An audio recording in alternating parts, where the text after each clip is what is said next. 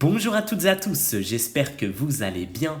On se retrouve aujourd'hui pour parler d'une expérience de génétique très importante réalisée par Biddle et Tatum en 1941. Avant que la vidéo ne commence, n'hésitez pas à vous abonner pour être au courant de mes prochains projets. Il est important de rappeler le contexte de cette époque. Mendel avait découvert en 1856 les lois sur l'information génétique, la notion de dominance et de récessivité, la ségrégation des homologues en anaphase 1 ou encore l'assortiment indépendant. Le gène est donc défini à ce moment-ci comme un morceau d'ADN qui contient l'information génétique qui sera transmise à la descendance. Toutefois, outre cette définition purement qualitative, aucune analyse biochimique n'est en réalité associée au gène. Cela est admis comme le gène supporte l'information génétique. Mais à travers quoi ? Autrement dit, pourquoi code-t-il réellement ? Voici tout l'intérêt de l'expérience de Biddle et Tatum, qui a permis d'apporter une information supplémentaire au rôle des gènes à travers une approche biochimique.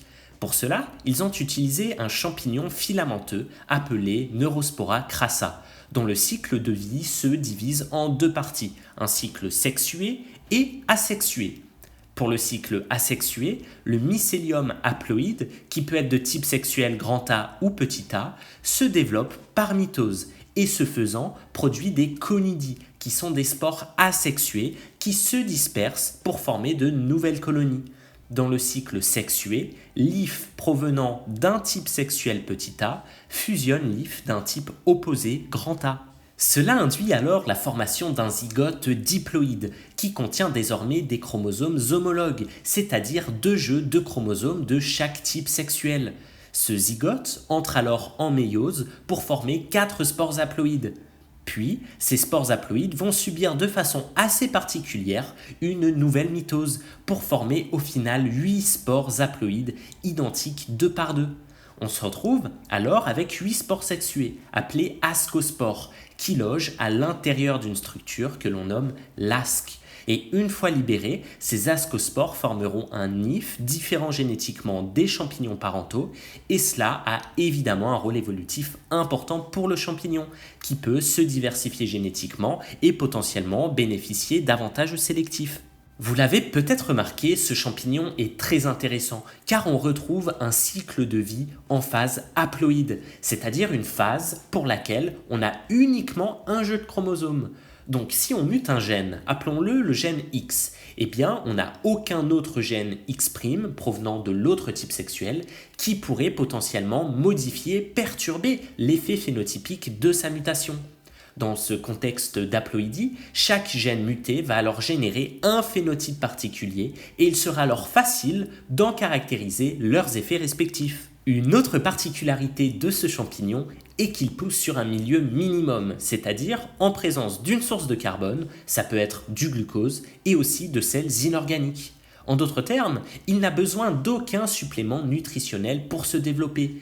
Donc, si l'on mute chez ce champignon haploïde son seul gène impliqué dans la synthèse d'une vitamine, par exemple, alors il ne pourra pas pousser dans le milieu minimum, sauf si on ajoute évidemment cette vitamine. On dira donc que la souche est dépendante en un substrat et on utilise un mot pour cela, on dira que la souche est auxotrophe. Voilà en quoi consiste l'expérience de Biddle et Tatum.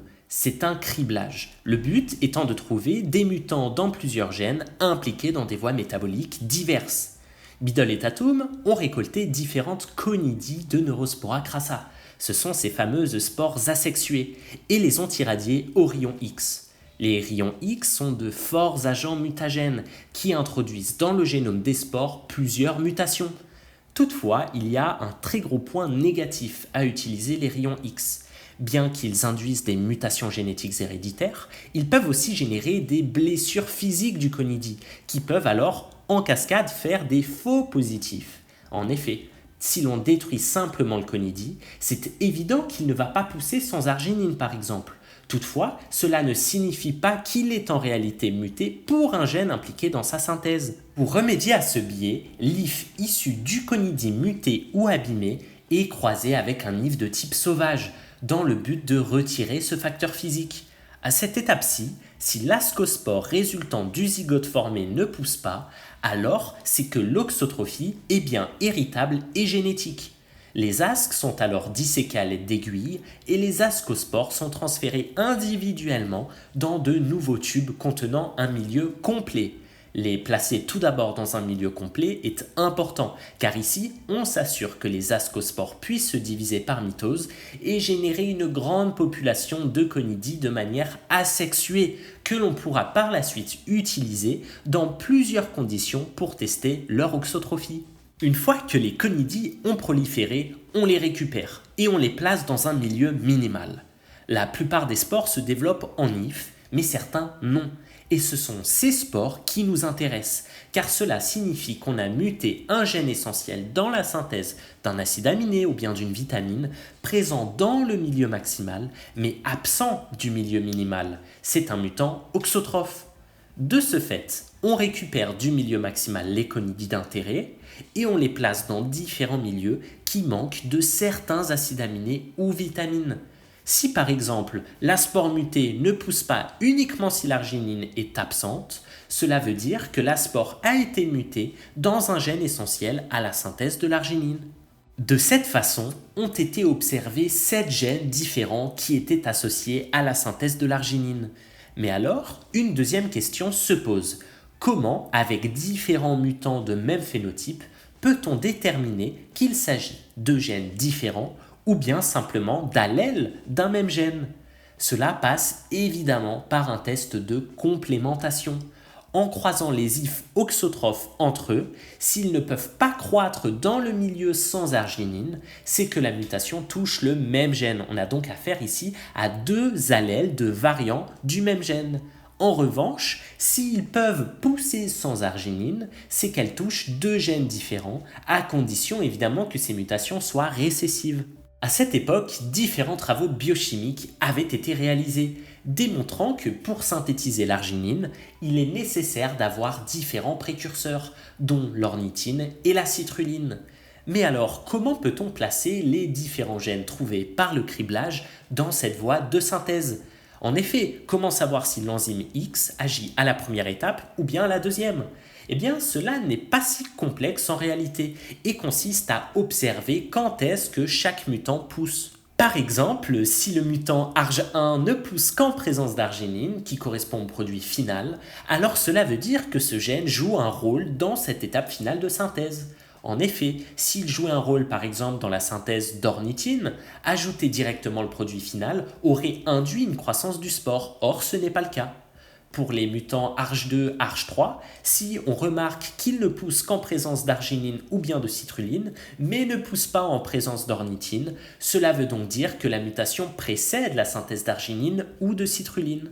Enfin, pour les mutants ARG4 et ARG7, ils ne poussent qu'en présence d'ornithine, de citruline et d'arginine. Donc, cela veut dire qu'ils jouent un rôle avant la formation de tous ces intermédiaires.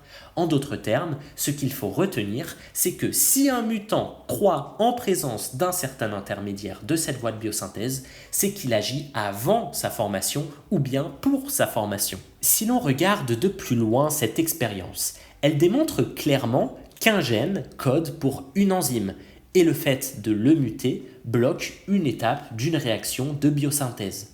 Toutefois, cette interprétation est en réalité très simplifiée par rapport à la réalité. En effet, pour chaque gène, il existe plusieurs variants d'épissage qui peuvent coder des enzymes très différentes. Parfois, une mutation d'un gène peut induire une enzyme A dysfonctionnelle, mais une enzyme B venant du même gène mais d'un autre variant d'épissage totalement fonctionnel. De ce fait, ce genre d'expérience a tendance à sous-interpréter, à sous-estimer les transcrits multiples issus d'un élément génétique. Voilà, j'espère que cette vidéo vous aura plu. Nous avons pu voir une expérience historique basée à la fois sur des travaux génétiques et biochimiques qui a permis de déterminer des gènes jouant des rôles majeurs dans certaines étapes des voies de biosynthèse. Si cette vidéo vous a plu, n'hésitez pas à vous abonner. Je vous souhaite plein de réussite. À bientôt!